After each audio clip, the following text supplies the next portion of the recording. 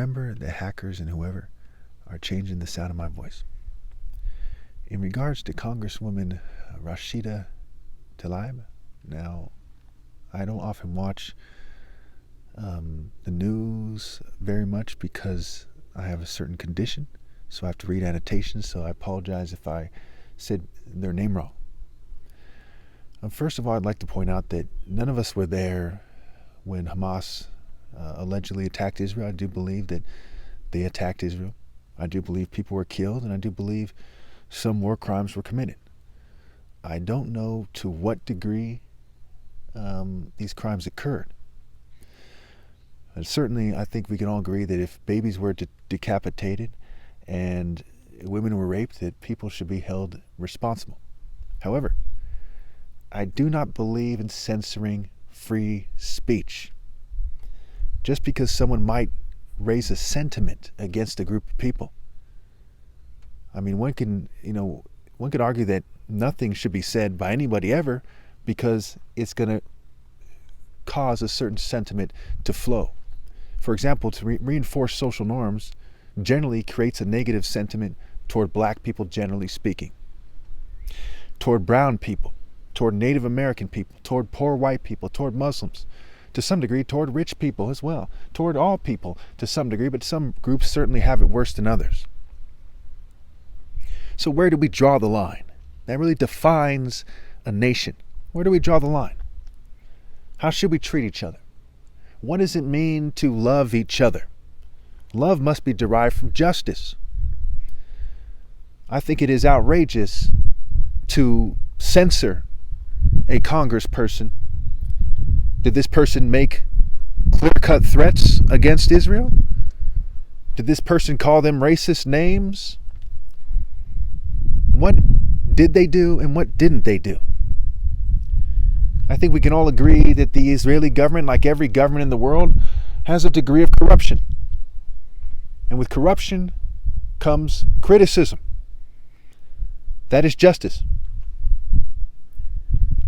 It is heartbreaking that the only Palestinian in Congress is censored for what is relatively petty, while we do not censor people who support Israel while they're massacring children. I've heard a lot of arguments in recent days, a lot of arguments from various gentlemen, various people, in regards to the logic of going after Hamas the way that they are. I do not agree that you should be bombing people the way that you're doing. I think Israel has a very powerful intelligence apparatus. They have assets among the Palestinian people. It's a walk in the park for them to assassinate these people. I think that they could have easily did a hostage exchange, at least for the Palestinian children who are detained. Would it kill you to trade the children who are detained for the hostages? I see a lot of politicking and a lot of suffering. I don't see a lot of humanity. I see a bunch of people picking on a lone Palestinian, bullying her, and pressuring those who might support her. Do we believe in freedom in America, or do we believe in bullying? Do we believe in free speech? Do we believe in open debates? Do we believe in universal justice? Are we to believe that Americans are some kind of monsters that turn a blind eye to Palestinian children being starved to death and bombed?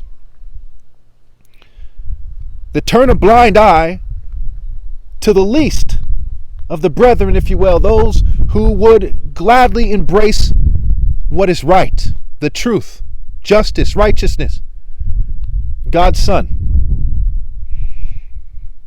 Some people would want to pressure me to not talk about this, but there's no way that I'm going to turn my back on a woman in distress who is saying what is right, while everybody is saying what is wrong, while everyone refuses to call the wolves wolves. And I don't necessarily mean one group of people or another.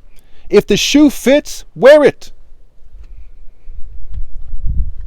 America has not done enough to help the Palestinian people.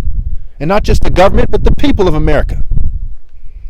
And now we're going to censor the only Palestinian Congress person? And it's said and done? That's all there is to it?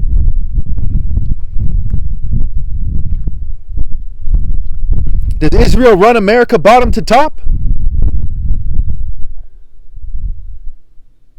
You see, freedom won't just be handed to you. You have to stand up for it. You have to insist on it. You can't let yourself be controlled by the oppressor. You must fight for what is right.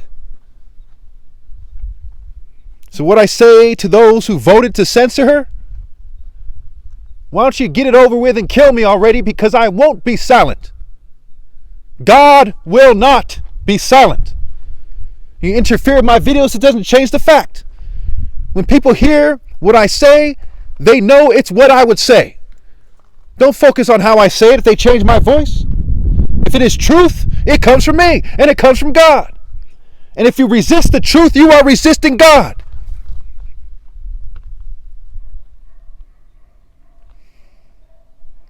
I call for a ceasefire, and I call for the end of the bombardment that is coming from the oppressor on those who are merely practicing and exercising free speech.